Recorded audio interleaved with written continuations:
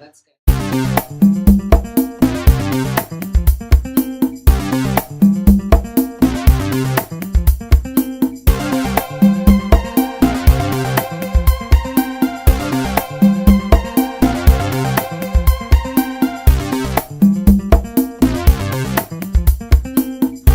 Hi, I'm Crystal. I'm David. And I'm Shelley. And this is Gallifradio. This is another sample podcast of this time it's Doctor Who. Yeah. In this podcast, we will be discussing an overview of Doctor Who, social implications, theories about the show each episode. We'll ask our own questions that we wished had been answered or will hopefully be answered later on. We'll examine old episodes and how they compare to the particular one that we're watching for the week. So this episode is In the Forest of the Night? I believe so, yeah. In the Forest of the Night. And we're going to discuss what Mafe's name means. And why was Mafe's sister randomly put behind a bush? No. Yeah, was there some sort of significance behind that? Yeah, They need to Get keyed into. I think they're gonna do something with that. so there's only one episode left. I don't know. We're going to Maybe discuss, maybe next season. Yeah. We're also going to discuss the implications of humanity does not always do the right thing. And we're going to discuss the Doctor's point of, children hear stuff and you want to shut them up instead of listening to them. I think was similar to the line that he made. Then we are also going to discuss how this is apparently the Dr. Clara show and no longer Doctor Who. Mm. And then I also would like to pose the question of would he have really left? So this episode, these podcasts are not spoiler-free.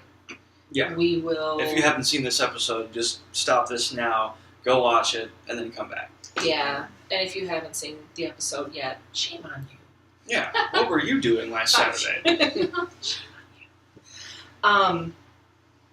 Okay, so In the Forest of the Night is a line taken from a poem called The Tiger, and of course in here we had a tiger, which I'm sure was a nice reference. We've had some references to some other literary works, Red Riding Hood, and maybe just Red Riding Hood. Well, there was the Trail of Breadcrumbs. Oh, Yeah. Gingerbread And House. Any moment now, we're gonna Magic find a House. cottage with a Gingerbread. cannibal witch in it. Yeah. I think it's.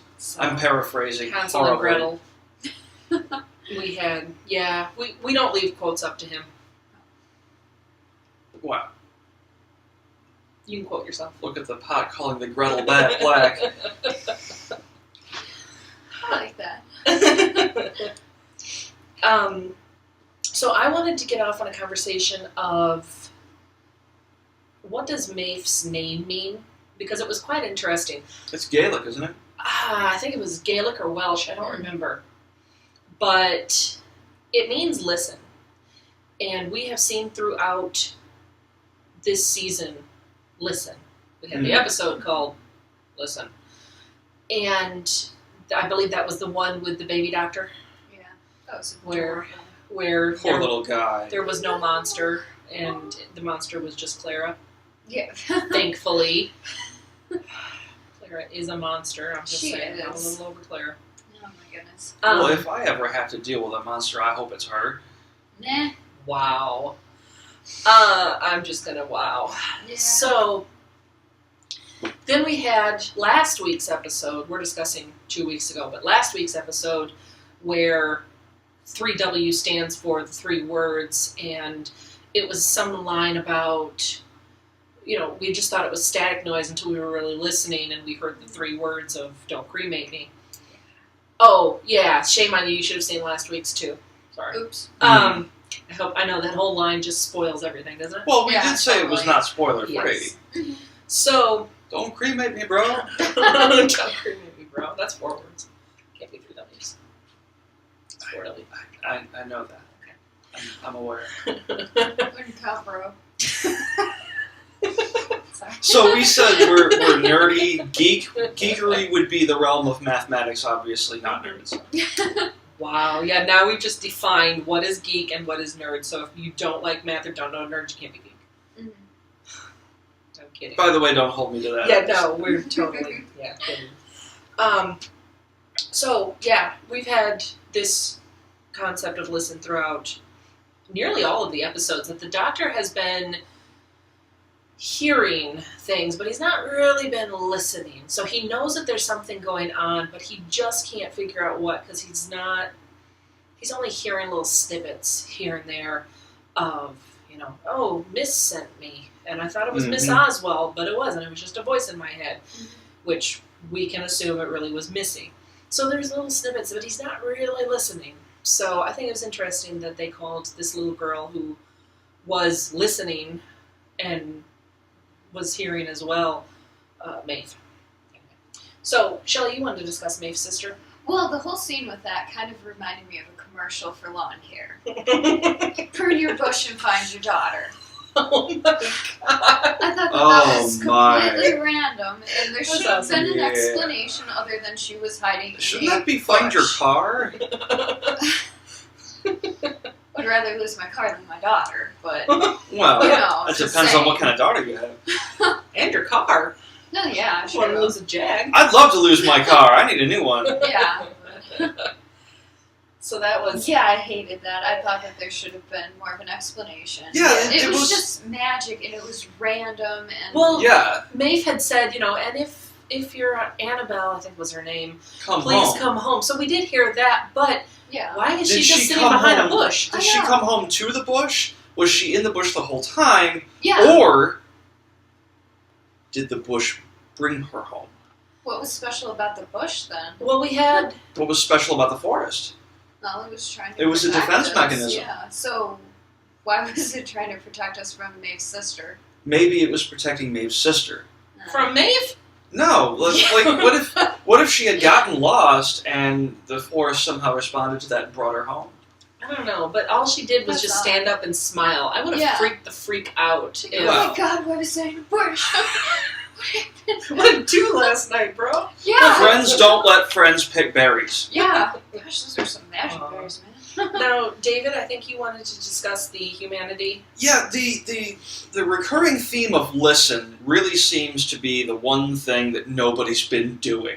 Yeah. Here we have a little girl who has obviously been exposed to some sort of extrasensory communication. She's got all these thoughts floating around her head, and she doesn't really quite know how to handle them. And instead of interpreting, instead of trying to make some sense out of them, the knee-jerk reaction is medication. Shut it off. Shut it down. And instead of actually figuring out what's going on with it. And then the trees were really the same concept. We have this thing that's unexplained. Let's not investigate it. Let's not figure out why it's happening or even whether it's detrimental. Let's just assume it's detrimental and let's revert it. Let's exert our will on the world and change it back to the way we like it. And which we clearly saw that it was a defense mechanism. It was the only thing that was going to save us. So I'm going to play devil's advocate here and say, okay, I'm in the middle of London. I go to sleep. There's a tree outside my window. I wake up. There's a ton of trees outside my window. I'm going to freak out. Mm-hmm. But I can't go and ask the tree, what you doing here? Now, if I think what this episode says, though, is that no scientist could tell there was a solar flare coming. I mean, we can sense solar flares that aren't even going to hit Earth. So you can't tell me that they couldn't sense that there was solar flare activity. Yeah. I think in that case we could have said, oh, well, this is freaky, but hey, these trees are actually going to kind of help us a little bit. Just a little bit of investigation, just a little bit of questioning, why is this happening and what's causing it, would have saved us all that trouble. But it may have been that the government had kind of questioned it and had said, we can't find that these trees are going to be beneficial to us. All they're doing is harming us. They're getting into the sewer lines. They're going to bust those. That's a lot of money. They're going to bust through this, that, and the other thing, and it's going to completely tear down the city. Now, we don't know what happened. We're just assuming that people said, oh my gosh, trees, let's defoliate them and kill them all. Yeah. Now, as far as hearing voices, I'm going to play devil's advocate again and say sometimes hearing voices is detrimental. And if that little kid was listening to voices saying burn things or go kill mommy and daddy, I'm going to want to put that kid on some medication. But we didn't know what was inside of her head. I'm just saying a little bit of investigation was warranted. But, I will say people were scared, and when people are scared, they tend to lash out before really thinking it through. I'm going to say I've been scared many times, and I've never tried to burn down an entire forest because of it. But you also did not go to sleep in a desert and wake up in a forest. Yeah. I think it'd be kind of cool. It would be, I think. Boy. It would. All right, so we know what Nature walks forever. We know what's on. No people around. I like trees. Oh no, we have too much oxygen. Hey, that wouldn't be a bad thing. Ooh, we could all get high. Yep. True that. Just saying. So, speaking of things dominating other things, let's talk about Clara and the doctor. I didn't like it how Clara sort of took over. The doctor didn't do anything in that episode. He didn't even save her from the tiger. Danny did that. No. So why was he there for this episode? Which is why I always carry a flashlight with me. I know. Yeah. This whole episode, he was Dr. Idiot. Yeah, which is exactly. What he said. Poor doctor. I like it that the doctor is capable of admitting to a mistake. I think it shows a remarkable growth of character. Yeah. Well, I can't really speak because I'm trying to think if he's really ever made a mistake on this level. Because usually, the doctor's rule one, the doctor always lies. Yes, he does. He's always playing the idiot, and he knows what's going on better than anybody else knows. So, we've already also seen him at least one time just wash his hands of the whole thing so that we could fix it ourselves. Yeah. And then he gets yelled at by Claire.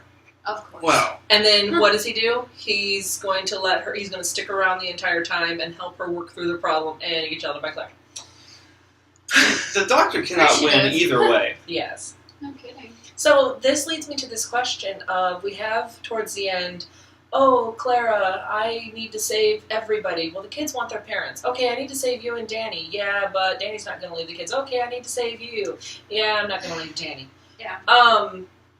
So he gets in the TARDIS, and he's like, okay, you just yelled at me for going away without you the last time. Now you're sending me away. So my question, he flips the switches, he pushes his buttons, and the TARDIS makes a woo, and then goes, I'm Dr. Idiot, and then woo, come back. So would he really have left? Did he know what was going on? Is he really trying to work through things? Does he not know anymore what's happening half the time? Well, when you're dealing with a complex subject here, the Doctor is a Time Lord, but we don't necessarily know that he's been to every time. And although he does know a lot about what's going to happen, he does say many times that time can be rewritten. Yeah. How do we know that that didn't happen here? How do we know that he didn't actually have that knowledge? Right. But then, so my whole question is, if he had never figured out what the trees were for, would he have left? Would he have left I don't her think and so. Danny? I think that he cares too much for his companion to leave her behind. Well, I don't think like so. it how she's sort of dominating his decisions either. Yeah, she is. I think he should have taken matters into his own hands and left her. But then again, what could he have done? Yeah, well, he could have gone to a beach or something somewhere and watched it. So he's going to kick back with a brewski and watch the world burn. Why not? He's the freaking doctor. He's freaking Nero. Yeah. He wants his fiddle too. Yep. All right, ladies and gentlemen, we have gone a little bit over as we did with the last sample podcast. That's probably going to happen frequently. Yes. Yeah. So, if you like what you hear and you want to hear more, please donate to our Kickstarter page. We are more than happy to continue because we love Doctor Who. And so. All right. Bye. Bye.